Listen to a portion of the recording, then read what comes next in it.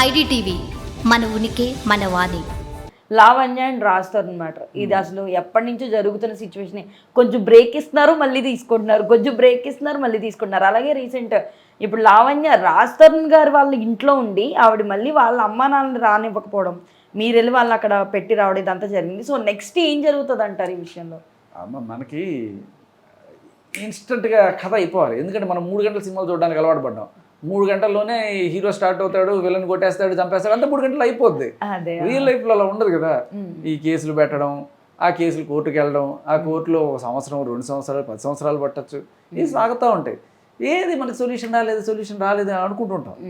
కానీ అట్లీస్ట్ ఇప్పుడు సంవత్సరం వస్తుంది ఆల్మోస్ట్. ఇక ఈ జూలై 9th ఆ టైంలోకి ఈవిడ రాజతరుణ్ మీద కేసు పెట్టి సంవత్సరం అవుతుంది. సో ఇప్పటిదాకా కనీసం రాజతరుణ్ మీద ఛార్జ్ షీట్ కూడా చేయలేదు. అంటే ఆ కేసులో ఫసలేదనే, లేకపోతే కావాలని ఆపెడుతున్నారనే, ఏదైనా సరే అది అక్కడ ఉన్న పాయింట్. ఇక ఈవిడ అందరూ ఎదురు చూస్తున్నది కామెంట్స్లో పెట్టేది అంటే, ఎందుకు ఇంత దారుణమైన మనిషిని తెలిసినా కూడా అరెస్ట్ చేయరు? డ్రగ్స్ చేసింది, 45 రోజులు చెంచులు కూడా జైల్లో ఉండొచ్చింది, బయటకు వస్తుంది, మళ్ళీ ఇల్లు కబ్జా చేస్తుంది, ఇల్లు నాదంటది, ఏ రకమైన డాక్యుమెంటు లేదు, ఇదిగో తెస్తున్నా అదిగో తెస్తున్నా అంటది. చూశాడు. ఇప్పుడు ఒక దిక్కులేని స్థితిలో ఇప్పుడు డ్రగ్స్ కేసులో పట్టుబడిన అమ్మాయి, 45 రోజులు చెంచులు కూడా జైల్లో ఉండొచ్చిన అమ్మాయికి ఎవరన్నా ఇస్తారా ఆశ్రయం? అబ్సల్యూట్లీ అసలు ఇవ్వరు. సరే, రెస్పెక్ట్ కూడా ఉండదు. బయట వద్దురా బాబు అనుకుంటారు. పోన్లే పాత పరిచయం, ఎప్పుడో కొన్నాళ్ళు కలిసి ఉన్న దీంట్లో ఆ కుక్కలు కూడా ఏదో కాస్త చూసుకుంటాను ఇది అంటే సరేమో ఉండనిస్తే ఏకు మేకే అంటారు. ఆ టైం తిరిగి వాళ్ళ మీద వాళ్ళకి ఇల్లే కబ్జా చేసేసి అక్కడ ఆ ఇంట్లో ఉన్న డాక్యుమెంట్స్ ఆ అంకుల్కి సంబంధించినవి కొన్ని కొట్టేసి అవన్నీ తీసుకెళ్ళి వాటితో ఏదో ఒక ప్లానింగ్ అనమాట. బేసికల్ డాక్యుమెంట్ కొట్టేస్తే ఏమవుతుంది? అంటే ఎవరి పేరు మీద ఉంది వాడి పేరు మీద ఉంటుంది కదా.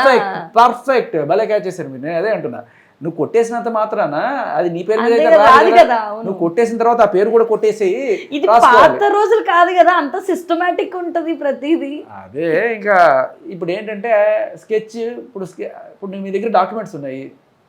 ఆ ఇంట్లో వాళ్ళ పై పోర్షన్లో ఉండేవాడు రాస్తాను, కింద పోర్షన్లో ఈవిడ వచ్చిన తర్వాత అసలు వద్దు మనకి అనుకుని వెళ్ళిపోయి రాస్తాను. ఈవిడ ఉంటే ఉండింది కానీ మనకి ఈ డ్రగ్స్ మనకు కూడా అంటగడతారని ఏ రోజు రాస్తాను. ఆ ఇంటికి రాకపోవడానికి కారణం ఏంటంటే ఆ డ్రగ్స్ కేసులో 45 రోజులు జైలు వెళ్ళింది కదా.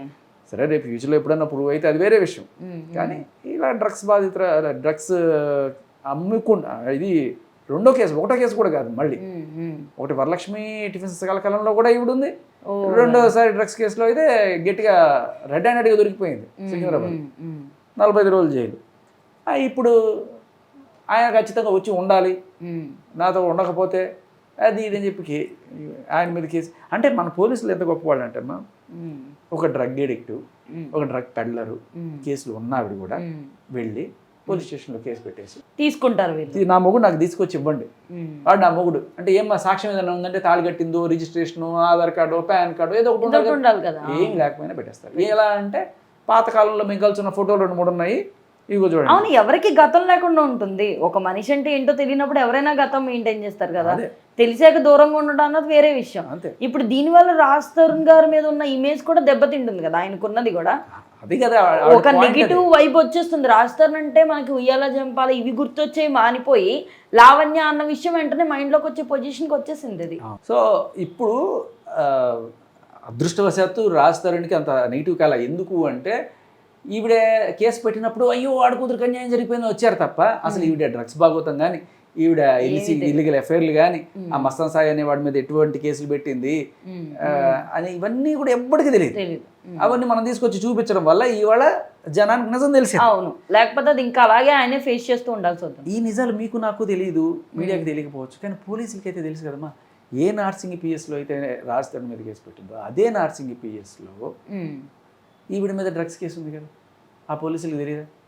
ఇప్పుడు ఒక డ్రగ్ ఎడిక్టివ్, డ్రగ్ పెడ్లరు నీ పోలీస్ స్టేషన్కి వచ్చి కేసు పెడుతుంది అంటే ఫస్ట్ ఆఫ్ ఆల్ క్రెడిబిలిటీ లేని అమ్మాయి, జైల్లో ఉండొచ్చిన అమ్మాయి అయినా సరే పెట్టేస్తాను అంటే నువ్వు కేసు పెట్టించుకుంటావా? కనీసం కేసు పెట్టే ముందు ఆవిడ డ్రగ్స్ బారిన పడుందా, తాగేసి వచ్చి పెడుతుందా, ఏమన్నా కనీసం చెక్ చేస్తారా? లేదు. కేసు పెట్టేస్తారు. ఇంకొక దారుణమైన విషయం ఏంటంటే అదే నర్సింగ్ పీస్లో ఇదే మస్తాన్ సాయి మీద కేసు పెట్టారు. కేసు ఏమిటి కేసు తెలుసా? మస్తాన్ సాయి నేను ప్రేమించుకున్నాము, పెళ్లి చేసుకున్నాం అనుకున్నాము, కానీ ఆడికి వేరే అమ్మాయిలతో సంబంధాలు నాకు తెలియవచ్చింది. ఇప్పుడు నేను వాడిని వద్దనుకున్నా వాడు నన్ను వెంబడిపోతే వేధిస్తున్నాడు అని చెప్పి కేసు పెట్టింది. అంటే దాని అర్థం ఏంటి? ఈవిడికి ఎవరితోనూ సంబంధం లేదు, మస్తాన్ సాయితో ఆల్రెడీ కంటిన్యూ చేస్తుందని కదా. అదే పిఎస్లో 9 నెలల క్రితం, అంటే రాజధాని మీరు కేసు పెట్టడానికి 9 నెలల క్రితం కేసు ఉంది. మన పోలీస్ సోదరులు కేసు పెట్టేస్తారు. తర్వాత అంటే కేసు పెట్టేసిన తర్వాత కూడా నేను ఇటువంటి కేసు మరొకటి గుంటూరు పట్టాపురం పోలీస్ స్టేషన్లో పెట్టింది. అది ఏకంగా రేప్ చేశాడు అని చెప్పి పెట్టేసి ఆ కేసు అది తీసుకొచ్చి చూపించాను. ఇవన్నీ నేను బయట పెడుతున్నాను, నా మీద కోపం, నన్ను రౌడీలతో కొట్టించడం. మీకు ఆల్రెడీ కాల్ చేసి మాట్లాడిన రికార్డ్స్ కూడా ఉన్నాయి కదా ఇలా. ఇవన్నీ కూడా అంటే థ్రెటన్ చేయడము వాళ్ళతో వీళ్ళతోటి, ఇవన్నీ కూడా ఏంటంటే నేను విన్నది ఏంటంటే ఇస్నాపూర్లో ఇటువంటి ఈవిడి గురించి ఎంక్వైరీ చేస్తున్న కొంతమంది చెప్పింది, ఇస్నాపూర్లో ఎవరో పొలిటీషియన్ తోటి ఇటువంటి ఎఫ్ఐఆర్ ఒకటి పెట్టుకొని ఆ ఎఫ్ఐఆర్తో ఆయన బ్లాక్మెయిల్ చేసి ఒక ఇల్లు రాయించుకున్నారు అనేది. సో అప్పటి నుంచి ఇది ఈజీ మనీ ఇదే దారిలో వెళ్తుంది. ఎవరైతే ఉన్నారో వాళ్ళందరినీ పట్టుకొని దాన్ని ఈ అమ్మాయి చెడు అని తెలిసేలోపు వాళ్ళ మీద మళ్ళీ కేసు పెట్టి దాన్ని రివర్స్ చేసుకొని, ఓ మై గాడ్. సో అసలు ఇక్కడ ప్రాబ్లం అమ్మాయి కాదు, పోలీస్. నమ్ముతున్నారు ఇంత తెలిసాక కూడా మళ్ళీ తిరిగి సపోర్ట్ చేసుకొచ్చి. అదే కదా ఇప్పుడు ప్రస్తుతం ఉన్న సిచ్యువేషన్ చెప్తానమ్మా. అల్టిమేట్ న్యాయం వస్తే సరే ఈవిడికి శిక్ష పడాలి, అవన్నీ తప్పుడు కేసులు పెట్టిన దానికి ఆవిడ అనుభవించాలి, ఈవిడ ఆడపిల్లలకి అభంశుభం తెలియని వాళ్ళకి డ్రగ్స్ అలవాటు చేసి వాళ్ళని ప్రాస్టిట్యూషన్లో దింపాలనుకోవడం, ఇవన్నీ కూడా అమ్మాయి చెప్పింది ప్రీతి క్లియర్గా, నన్ను వాళ్ళతో పడుకోమని చెప్పిందని కూడా చెప్పింది అప్పుడు. సో వీటికి సంబంధించిన శిక్షలు వేరైతే రాజ్ తరుణ్ వరకు మాత్రం ఆయన మీద పెట్టిన కేసు తప్పుడు కేసు, దానికి సంబంధించి అది ప్రూవ్ అయితే ఆవిడ మీద రిటర్న్ కేసు పడుతుంది. దాంతోపాటు ఈ ఇల్లు ఏదైతే బలవంతంగా కబ్జా చేసుకొని ఉంటుందో అది రాజ్ తరుణ్ గారు. ఇప్పుడు మనకు వస్తున్న వార్తలు ఏంటంటే రాజ్ తరుణ్ ఆ ఇల్లు అమ్మేశాడు, దరిద్రం వదిలిపోయింది.